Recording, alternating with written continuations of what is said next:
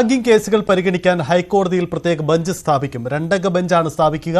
പുതിയ ബെഞ്ചിന്റെ ആദ്യ സിറ്റിംഗ് നാളെ നടക്കും. നിയമകാര്യ ലേഖകൻ അഡ്വക്കേറ്റ് CN പ്രകാശ് നമുക്കൊപ്പം ചേരും. പ്രകാശ്, ഒരു പൊതു താൽപര്യ ഹർജി പരിഗണിച്ചുകൊണ്ടാണല്ലോ ഹൈക്കോടതി ഈ തീരുമാനമുണ്ടാവുന്നത്. പ്രത്യേകിച്ച് റാഗിംഗ് കേസുകൾ പെരുകുന്നു, സ്കൂളുകളിൽ കുട്ടികളുടെ ഏറ്റുമുട്ടൽ, അങ്ങനെ നിരവധി സംഭവങ്ങൾ ഉണ്ടാകുമ്പോൾ ഒരു സുപ്രധാന നീക്കമല്ലേ ഹൈക്കോടതിയിൽ ഉണ്ടായത്?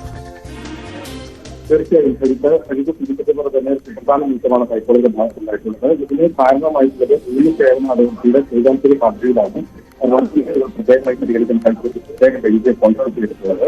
സംസ്ഥാനത്ത് അടുത്തിടെ ഉണ്ടായിരുന്ന റിപ്പോർട്ട് ചെയ്തിട്ടുള്ള റാഗിംഗ് കേസുകളുടെ പശ്ചാത്തലത്തിൽ കൂടിയാണ് ശ്രീകാന്തിരി ഹർജി ഹൈക്കോടതി ബെഞ്ചിൽ എത്തിയത്. സർക്കാരിനെതിരെയാണ് നിയമ സേവന അതോറിറ്റി ഹൈക്കോടതി ഹർജി നൽകിയിട്ടുള്ളത്. റാഗിംഗ് കേസുകളിൽ സർക്കാർ കർശനമായി നടപടി സ്വീകരിക്കുന്നില്ല എന്ന ഹർജി നിയമസേവന അതോറിറ്റിക്കുന്നുണ്ട്. റാഗിംഗ് സെല്ലുകൾ രൂപീകരിക്കാൻ എടുക്കുന്ന നടപടികൾ സർക്കാർ അറിയിക്കാൻ നിർദ്ദേശിക്കണം. എന്തൊക്കെ നടപടി സ്വീകരിക്കുമെന്ന് അറിയിക്കണം. സംസ്ഥാന ജില്ലാതല റാഗിംഗ് വിരുദ്ധ മോണിറ്ററിംഗ് സമിതികൾ രൂപീകരിക്കണം. വിദ്യാഭ്യാസ സ്ഥാപനങ്ങൾ, സർക്കാർ വകുപ്പുകൾ എന്നിവ സംസ്ഥാനതല നിരീക്ഷണ സമിതി പുരോഗതി റിപ്പോർട്ട് സമർപ്പിക്കണം. സ്കൂളുകളിൽ റാഗിംഗ് വിരുദ്ധ കോടതി രൂപീകരിക്കണം. നിയമ കർക്കശമാക്കണമെന്നും വീടുകളുടെ UGC റാഗിംഗ് മാനദണ്ഡം കർശനമായി പാലിക്കാൻ ഇടപെടണമെന്നാണ് പൊതു താൽപര്യ ഹർജിയിൽ ആവശ്യം. ഈ പ്രത്യേകമായി രൂപീകരിച്ചിട്ട് ബെഞ്ചിന്റെ സിറ്റിംഗ് നാളെ നടക്കും. സുപ്രധാന തീരുമാനം ഹൈക്കോടതിയിൽ നിന്നും ഉണ്ടാകുന്നു.